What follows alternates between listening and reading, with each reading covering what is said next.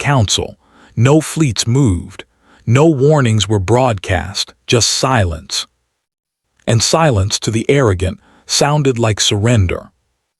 The silence breaks. It began in whispers. On the far edge of the spiral arm, mercenary captains spoke of strange shadows, massive objects moving past trade lanes, engines silent but vast.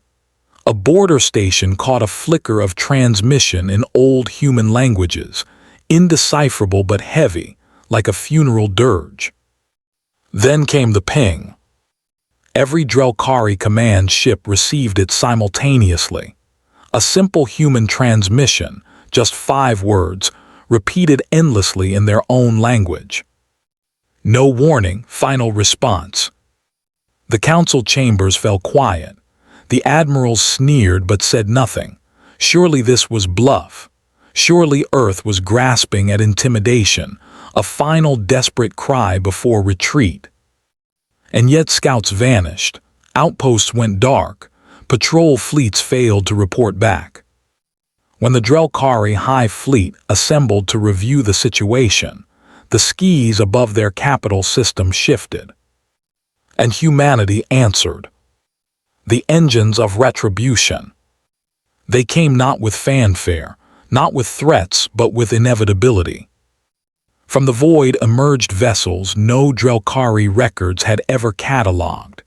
Titans of steel and fury, human dreadnoughts whose hulls bristled with weapons erased the size of cities.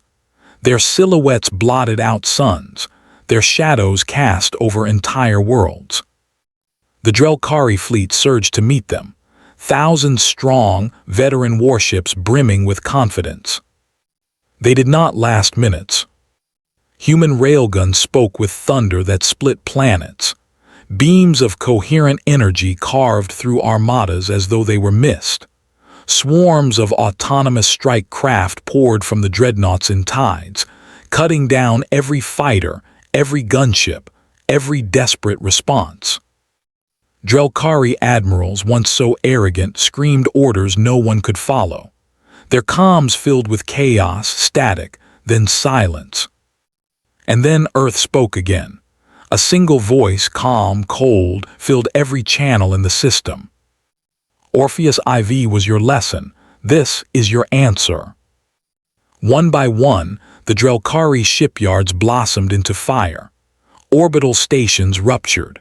Weaponized asteroids, long hidden in silence, hurled themselves at defense grids with pinpoint precision.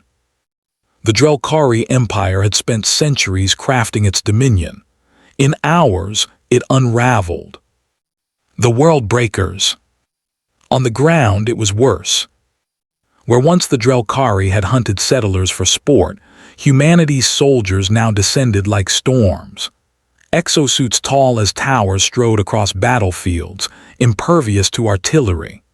Orbital drops rained squads that moved like phantoms, each strike surgical, each step deliberate. Cities that cheered the massacre of Orpheus now watched their skis fall. Human bombardment was merciless, yet exact. Palaces crumbled, war foundries shattered, but civilian shelters were left untouched, illuminated by the chilling precision of Earth's vengeance. The Drelkari, who mocked human restraint, now learned its true meaning. It was not weakness, it was choice. And Earth had chosen war. The last signal. Admiral Vroth, once breaker of Orpheus, found himself cornered on his flagship. Half his fleet gone, his empire in flames, he activated every last desperate measure. Self-destruct codes, ramming maneuvers, even pleas for surrender. It did not matter. The humans surrounded him with silence, their ships encircling his like a noose. His comms sparked to life one last time. The same voice, the same message. No warning, final response. Then the flagship vanished, not in fire but in erasure, vaporized in an instant, reduced to nothing as though it had never existed. The Drelkari Empire, once feared across quadrants, was no more. The whispered fear. The galaxy trembled. Worlds that had mocked humanity's patience now spoke in hushed voices. Traders whispered that Earth's fleets were not new, they were prepared. That humanity had always carried these weapons, these ships, but kept them hidden, waiting, holding them back as a promise. The promise had now been fulfilled. Where once the empires laughed at humanity's softness, they now feared their silence most of all. For silence was not surrender. Silence was the warning. And the galaxy would never forget the lesson written in fire. Never provoke Earth again. For their patience is vast, but their vengeance is infinite. The skies above the world of Yarith glowed with fire. Not human fire, not the desperate sparks of resistance, but the calculated fury of the Threxian dominion. The attack came without provocation. No negotiations, no ultimatums, no words spoken, just warships tearing through the colony's orbital defenses as though they were paper. Human voices screamed across comm channels. Civilians begged for mercy. Transports filled with children tried to flee, only to be hunted down and ripped apart by plasma lances. On the bridge of the Threxian flagship, High Marshal Vector reclined in his command throne, his armored mandibles clicking in amusement as the screens showed Yarith burning. They did not even scream long, he hissed, pleased with himself. So much for Earth's legendary courage, just prey waiting to be slaughtered. His officers laughed, clicking their mandibles, mocking human desperation as the colony was turned into ash. The Threxians had chosen this target carefully, a frontier settlement poorly defended, isolated. The High Marshal ordered the destruction of the planetary comm relays, so no distress signal would reach Earth in time. The humans would learn of their colony's death only from scattered survivors, drifting wrecks, and ash clouds. And as the screams ended, as silence settled over Yarith's smoldering remains, Vector spoke words that would echo back upon him like a curse. No warning will come from us, and no warning will come from Earth. They are too weak for vengeance. The Feast of Arrogance. The Threxian fleet lingered above the dead colony for days, not for strategy, not for necessity, but for pride. They broadcast their victory to other species, boasting of how easily humans had fallen.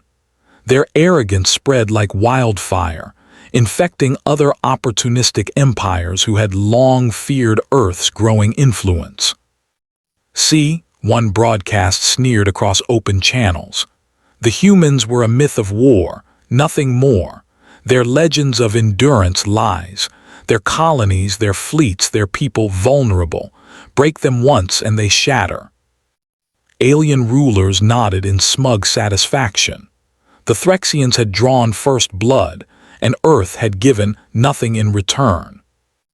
Within weeks, alien diplomats openly mocked humanity in their councils. They are too civilized to fight, one said, too attached to their laws, their principles.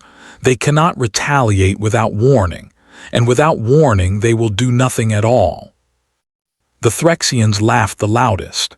In their banquet halls, they raised toasts of burning liquor, drinking in the certainty of their dominance. No warning, Vector boasted before his generals. That is our way. Strike first, strike without words, and watch prey crumble. Earth will understand now they are prey. And all across the galaxy, predators circled. The silence before the storm. For months, nothing came. No retaliation, no fleets, no speeches from Earth leaders. Only silence. To outsiders, it looked like surrender. Humans were called cowards in alien markets. Their envoys were mocked in councils. Colonies tightened their defenses, whispering of abandonment by their mother world. But inside Earth's dark war rooms, silence was not surrender. It was calculation. No broadcasts were made, no threats uttered, no ultimatums delivered. Instead, sealed orders spread across the fleets, and coded messages pulsed through relays to every hidden base, every shipyard, every slumbering arsenal. Commanders who had lived lifetimes without war dusted off ancient protocols. Munitions sealed since the last galactic conflict were hauled into the light. And deep beneath Earth itself, the final order was written. No warning. It was not a plea, it was not a question, it was a command. The sky breaks. The first Threxian world never saw them coming. Without warning, without hail, without declaration, the stars themselves seemed to shift, and human dreadnoughts dropped from FTL like blades piercing flesh. Each ship was black steel and fury, their weapons bristling, their silence louder than any threat. The Threxian capital station opened comms, screaming for identification, for explanation, for negotiation. The humans did not answer. Their only response was fire. The first salvo shattered the orbital dockyards. The second cracked the defense platforms in half. The third lit the night with a storm that burned through cities, oceans, and every warship foolish enough to rise in defense. The humans had come, not as prey, not as petitioners, but as executioners. The weight of retribution. Across the Dominion, system after system fell. Human fleets moved like predators unbound, their silence more terrifying than any boast. No words, no mercy, no explanation, only destruction. Planets that had laughed at Yareth's death